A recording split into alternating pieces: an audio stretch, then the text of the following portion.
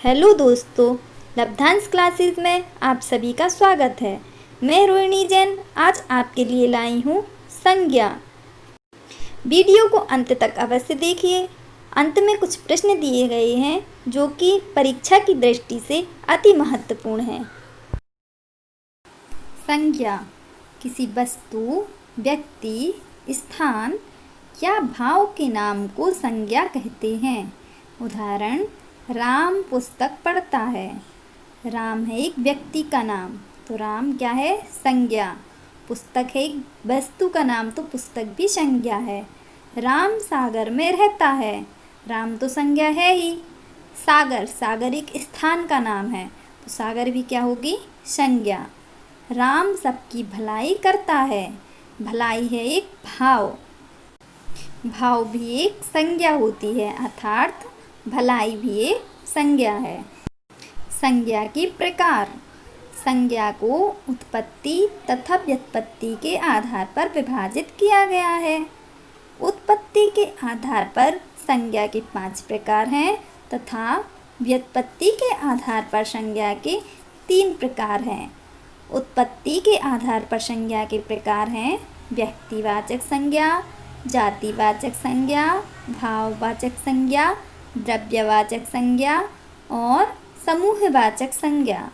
व्युत्पत्ति के आधार पर संज्ञा के प्रकार हैं व्यक्तिवाचक संज्ञा, जातिवाचक संज्ञा और भाववाचक संज्ञा। व्यक्तिवाचक संज्ञा ऐसी संज्ञा जो किसी विशेष वस्तु, व्यक्ति या स्थान के नाम का बोध कराए, व्यक्तिवाचक संज्ञा कहलाती है। उदाहरण, गंगा नदी का नाम, राम व्यक्ति का नाम, लाल किला इमारत का नाम आदि। जातिवाचक संज्ञा जिन संज्ञाओं में किसी जाति के अंतर्गत आने वाले सभी व्यक्तियों, वस्तुओं, स्थानों के नाम का बोध होता है, जातिवाचक संज्ञा कहलाती है। उदाहरण, गाय, लड़का, नदी, पहाड़, शहर। ये शब्द एक ही जाति के व्यक्तियों, वस्तुओं और स्थानों के नाम का बोध कराते हैं। भाववाचक संज्ञा जिन संज्ञाओं से पदार्थों या व्यक्तियों के धर्म, गुण, दोष, आकार, अवस्था आदि भाव जाने जाएं, वे भाववाचक संज्ञाएं कहलाती हैं। उदाहरण, क्रोध, घृणा, प्रेम, अच्छाई, बुराई, बीमारी, मिठास, बचपन, उमंग, ममता, हरियाली आदि। भाववाचक संज्ञा हमारे भावों से जानी जाती है। इसका कोई आकार या रूप नहीं होता, ये केवल महसूस किए जाते हैं। समूहवाचक संज्ञा ऐसी संज्ञाएं जो समूह को दर्शाती हैं, समूहवाचक संज्ञाएं कहलाती हैं। उदाहरण, सभा, संघ, सेना, गुच्छा, झुंड, परिवार, समाज, कक्षा आदि समूहवाचक संज्ञा है। द्रव्यवाचक संज्ञा जिन संज्ञाओं से ठोस तरल पदार्थ, धातु अधातु आदि का बोध हो, उन्हें द्रव्यवाचक संज्ञा कहते हैं। उदाहरण, लोहा, सोना, चांदी, तेल, घी, पानी, सब्जी, फल, मिट्टी आदि। परीक्षा की दृष्टि से महत्वपूर्ण प्रश्न जो कि पहले भी कई परीक्षाओं में पूछे जा चुके हैं। उत्पत्ति के आधार पर संज्ञा के कितने भेद हैं? 3, 4, 5, 6। इसका सही आंसर है 5। निम्नलिखित में कौन व्यक्तिवाचक संज्ञा नहीं है? रामायण, पटना, औरत, गंगा। इसका सही आंसर है औरत।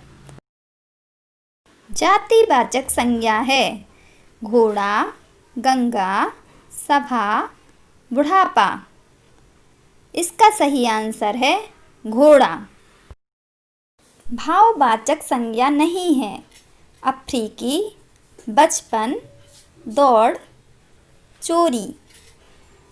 इसका सही आंसर है अफ्रीकी। राष्ट्रीय की भाववाचक संज्ञा है राष्ट्रीयता, राज्य, राष्ट्र, राजकीय। इसका सही आंसर है राष्ट्रीयता।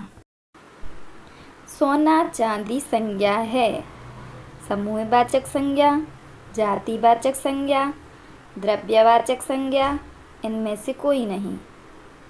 इसका सही आंसर है द्रव्यवाचक संज्ञा। जातिवाचक संज्ञा है नमक, भक्ति, लालिमा, कुशलता। इसका सही आंसर है नमक।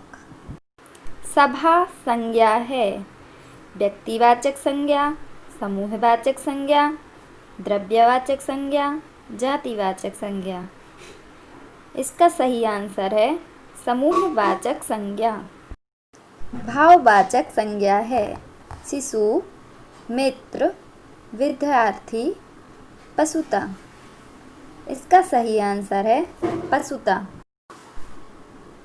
निम्नलिखित में से कौन सा शब्द संज्ञा है? क्रुद्ध, क्रोध, क्रोधी, क्रोधित। इसका सही आंसर है क्रोध। ऐसे ही और ज्ञानवर्धक वीडियो प्राप्त करने के लिए चैनल को लाइक करें, शेयर करें और सब्सक्राइब करें।